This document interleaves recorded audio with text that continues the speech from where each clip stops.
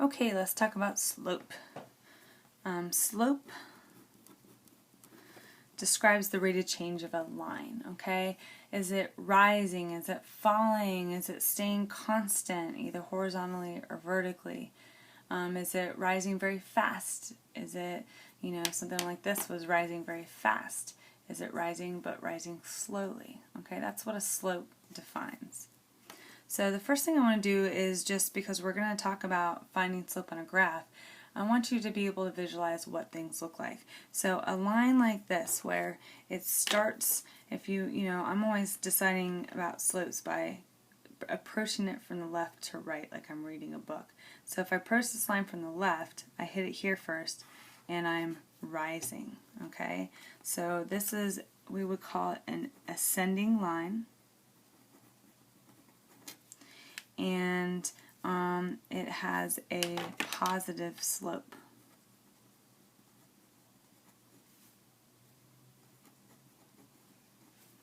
Okay, this line, if I approach it from the left, I'm going to hit the top first, and it's falling. This line from the left to the right is falling.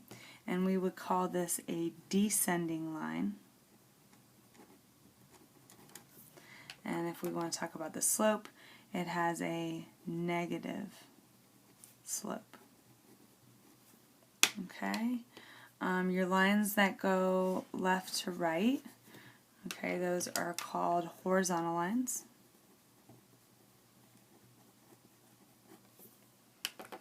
And they have a slope of 0. Okay. And I'll talk more about that in a minute here. And then we have our up and down lines. Those, we call those vertical lines. And they actually do not have a slope. Okay, their slope does not exist.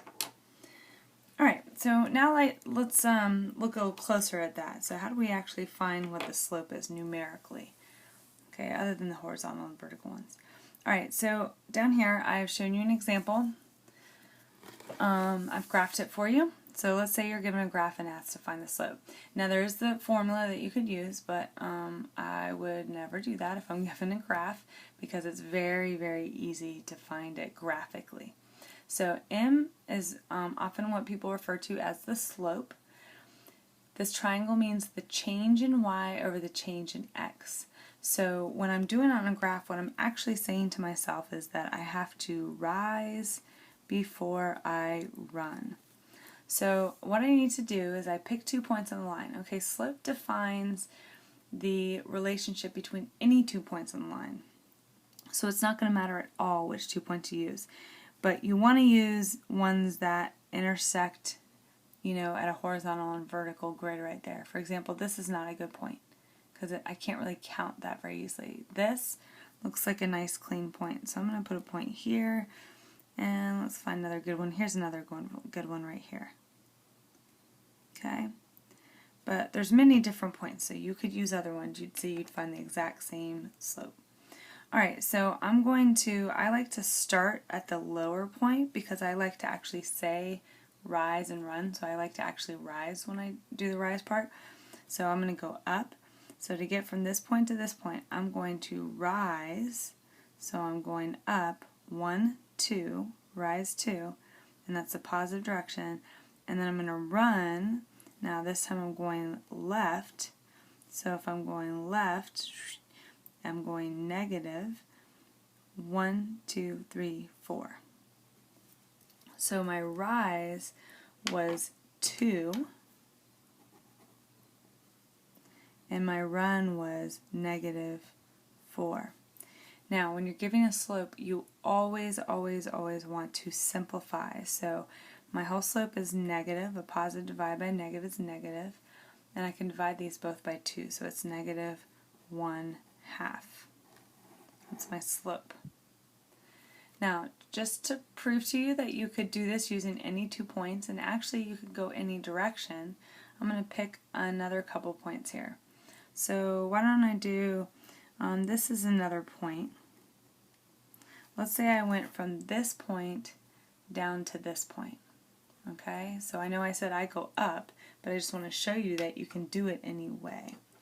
So this time, let's see, I don't know if you'll be able to see the blue. This time I'm going to, when I rise, I'm actually going to fall. Okay, so I'm going down 1, 2, 3, so -3, and then I'm going to go to the right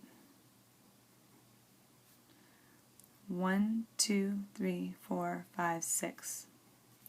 So this time when I did it, I'm going down, my rise is my up or down direction, -3, and my run was 6. And when I simplify that, a negative divided by positive is negative.